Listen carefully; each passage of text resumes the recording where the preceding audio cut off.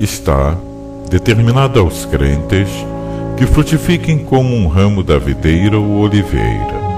E o ramo não pode produzir fruto por si mesmo. Ele deve receber o princípio de vida que procede da raiz.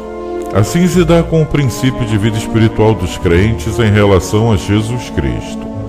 Embora o princípio ou hábito de santidade seja do mesmo tipo ou natureza em todos os crentes, contudo, há neles graus muito distintos disso.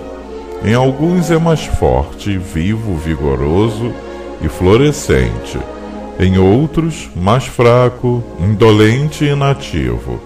E isto em tão grande variedade e varia em tantas ocasiões que não pode ser aqui comentado devidamente.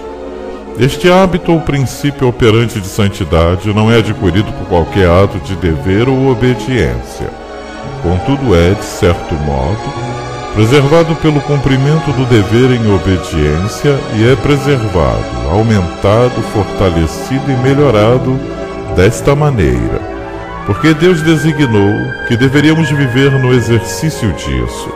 E então, é pela multiplicação de atos e deveres que este hábito é mantido vivo. Não admira, portanto, que sejam inúmeras as passagens bíblicas ordenando que os crentes sejam diligentes e que se empenhem na prática de boas obras. E o principal elemento motivador destas boas obras tem em vista o amor a Deus e ao próximo. Como podemos observar no texto de Deuteronômio 36, o fim da santidade é que possamos viver, e esta vida é a vida eterna. E a obra principal da santidade é o amor ao Senhor, com todo o coração, toda a alma, e isto é obtido pela circuncisão do nosso coração por Deus, circuncisão esta, da qual a do prepúcio era uma figura, para ilustrar o modo pelo qual aqueles que são de Deus se encontram unidos a Ele. A circuncisão era um corte da carne com vistas a não permitir o acúmulo de impurezas naquela região íntima e escondida. De igual modo, a circuncisão do coração, ou seja, do homem interior, é também uma operação dolorida, porque aponta para a mortificação do pecado, para evitar o acúmulo de impurezas no coração, de modo a permitir que haja uma verdadeira aliança com Deus pelo amor a Ele, daqueles que não são mais mortos em seus pecados, mas vivos pela nova vida recebida do céu. Então, nunca será demais lembrar os crentes desta condição que eles receberam de Deus, de ter um coração circuncidado, e que devem continuar sendo circuncidados para o propósito de amarem e servirem ao Senhor em santidade de vida, porque de outro modo a carne os enganará, os cegará, e eles não poderão entender nem viver aquilo para o que foram chamados por Deus.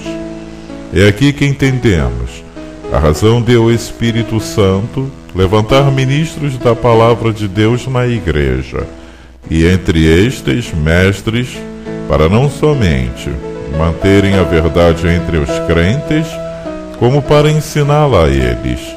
E a estes ministros e mestres é ordenado que se esmerem no aprendizado e ensino da palavra, para que possam de fato atingir o propósito determinado por Deus para a sua igreja.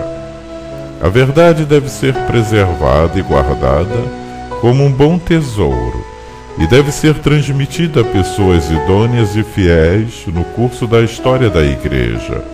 Isto não poderá ser feito sem muito empenho e dedicação. A vida será gasta nisto. Isto trará muita glória a Deus no testemunho de um maior amor a Ele e à verdade do que a si mesmo. Por isso se requer plena fidelidade dos ministros do Evangelho, e Deus prestará contas com eles da mordomia deles, porque eles têm encarregado desta grande honra e, ao mesmo tempo, desta grande responsabilidade de apacentarem o seu rebanho com a verdade. E nunca devemos esquecer que o principal efeito a ser buscado e resguardado, com a preservação do depósito da verdade, é o de que os crentes possam ser aperfeiçoados até a estatura de varão perfeito, mesmo ainda neste mundo, por poderem estimar, amar e guardar toda a palavra de Deus em esforços diligentes, sinceros, em tal sentido, sem o que isto nunca seria possível.